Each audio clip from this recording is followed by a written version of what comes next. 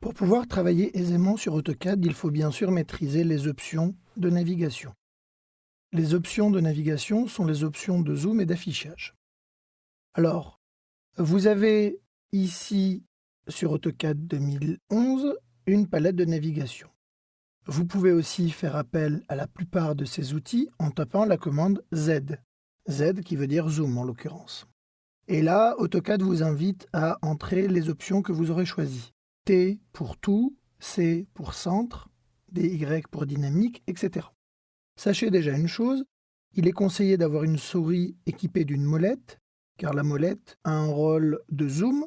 Regardez, si je zoome ici, vous voyez qu'on peut agrandir et réduire la taille du dessin en affichage.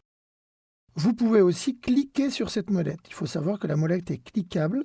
Donc si je maintiens la pression sur la molette, une main s'affiche et vous pouvez comme ça bouger non pas votre dessin mais votre vue. Un exemple, je zoome sur le séjour, d'accord?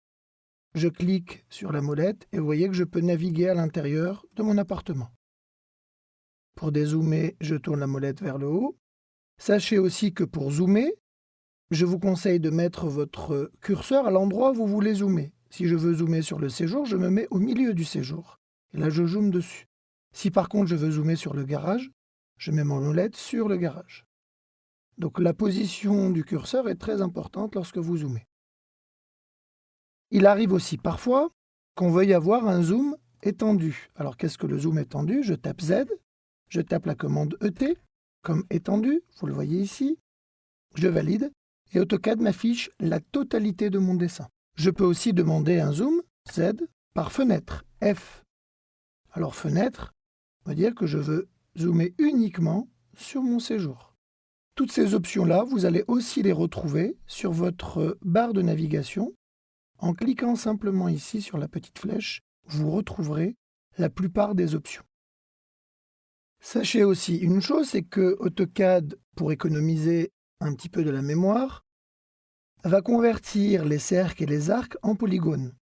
Il suffit pour retrouver votre dessin d'origine de taper la commande Regen, comme régénérer. En validant, vous voyez que les cercles redeviennent cercles. Et là, votre dessin a totalement été régénéré.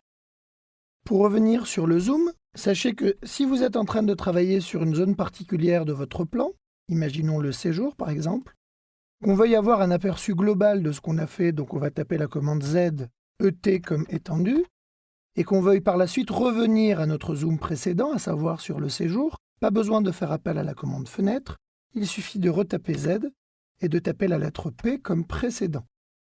Et là, vous retombez sur le zoom que vous aviez auparavant.